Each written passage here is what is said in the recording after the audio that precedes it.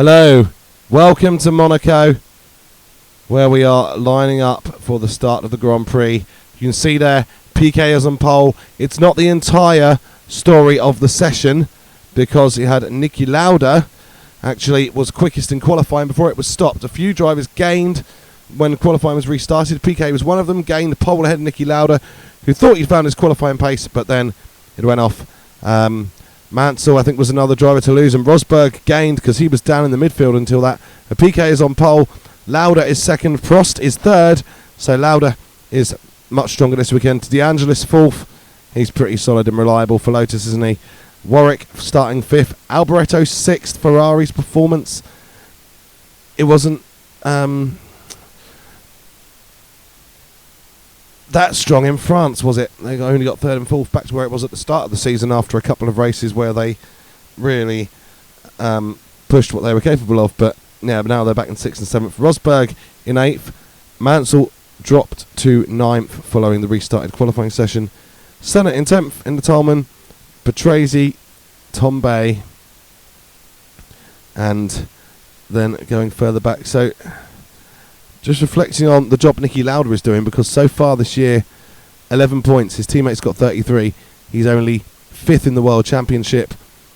And without Lauda's points, McLaren would only be one clear, but they'd still be leading the constructors. So it shows how much Lauda has been struggling. But he's got a real hope here that he can use his pace from the practice and the qualifying to try to take the win. That is what Nikilauda will be hoping for. Tyrrell there in the midfield again. Beloff's ahead of Brundle this time. Just looking through the grid again, we see those Ligiers there as well.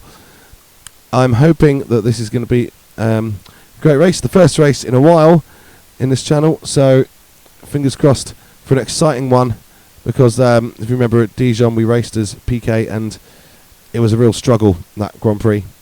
So this is going to be a spectator mode, so we'll be watching the race without being any driver in particular. And you'll hope, remember, Prost 9 points ahead of Alboreto in the championship, and Piquet a further 5 back, so this will be the one to watch. Already on the grid then, the engines are roaring, and with the reverberation around the streets you can really hear them. And here goes Piquet away in the lead. Prost is having a look at Lauda.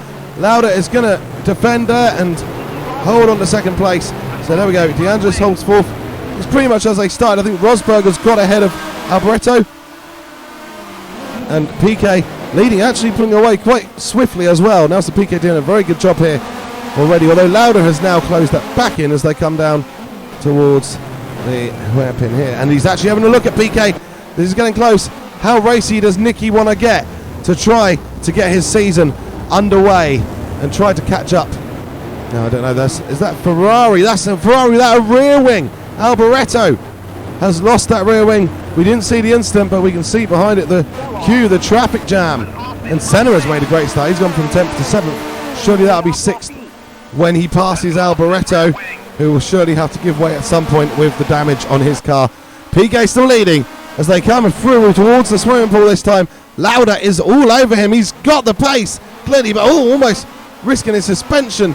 Going to the wall, trying to attack the Brabham, trying to get himself closer in the championship battle, because he knows that his teammate is 22 points ahead in the championship and only 2 points behind in the race. So the extra 3 for winning it would be very, very handy indeed for Nikilauda. De Angelis and Warwick still there. The top 5 have broken away from everyone. Everyone else has got quite delayed behind Alboreto, and they're still struggling to trickle through. Senna has got into 6th, and he might even be in a race of his own there, because Arnoux has only just got through. So Alboreto clearly not being too helpful towards his teammate, and there's a bit of a jam whilst Schumacher's waiting for Alboreto to go in the pits, and there's another damaged car going in the pits, possibly Keke Rosberg's Williams, I think. And there we go, Arnoux still in 7th, Senna 6th, Warwick 5th. We're going to go and have a look at the top runners again, and Lauda, I think, just looks like he was recovering from a little moment, maybe another little go at Piquet that didn't come off. Can Nelson Piquet, who has had a difficult last few races, can he pull it back and actually hold on? I mean, Monaco is one of the great places to hold on if you just haven't got the pace, the outright pace, because it's so difficult to overtake around here.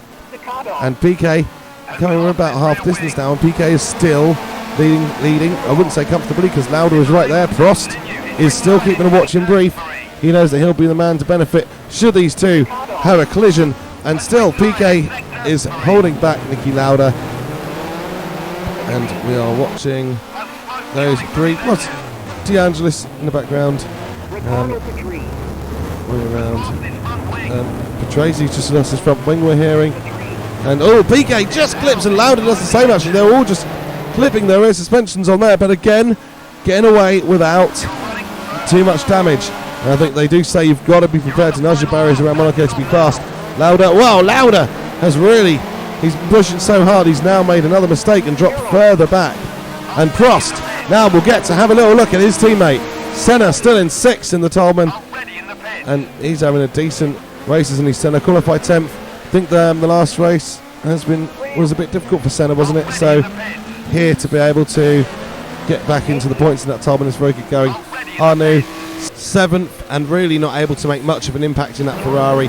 Very disappointing race for Ferrari, as other teams have come to the fore. There's Nigelmansell in 8th place.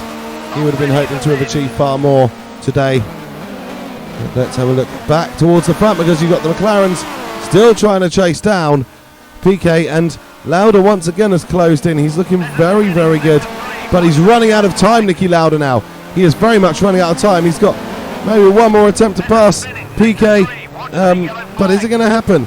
He didn't actually have a look to the piscine where he's tried before, but he is waxing his gearbox, but he just cannot find his way through. And in fact, he's had a little bit of a slide there, and that might just give Piquet the comfort space he needs to try to win this Monaco Grand Prix. There's a slow car. Is that Ligier going very slowly, maybe with some damage, and it's going to risk delaying him. And is there going to be a final last-minute change in the Monaco Grand Prix? No, Piquet holds on, and Lauda does run into the back of him. That's how hard he was pushing, but he does finish second, Nikilauda. His best performance of the season, and the first time he looks to have the measure of his teammate Alainprost in the race this season. But Piquet, what a crucial result for him. That will move him back up to second of the World Championship, and just 9 points shy of Alainprost now. It certainly looks better than it did before this Grand Prix. So Nelson Piquet then, the winner. Fantastic performance, and taking advantage of the qualifying situation, and then all weekend after that doing very, very well to win the race. Nikilauda, a good performance from him. He'll be disappointed not to have won the race, but is much better, so there is improvement. It'll move him up to 4th in the championship as well. Prost 3rd. His lead has stayed the same. I think he had a 9-point advantage over Alboreto before or after France, and now he's got 9 points, but over Piquet rather than Alboreto after this race.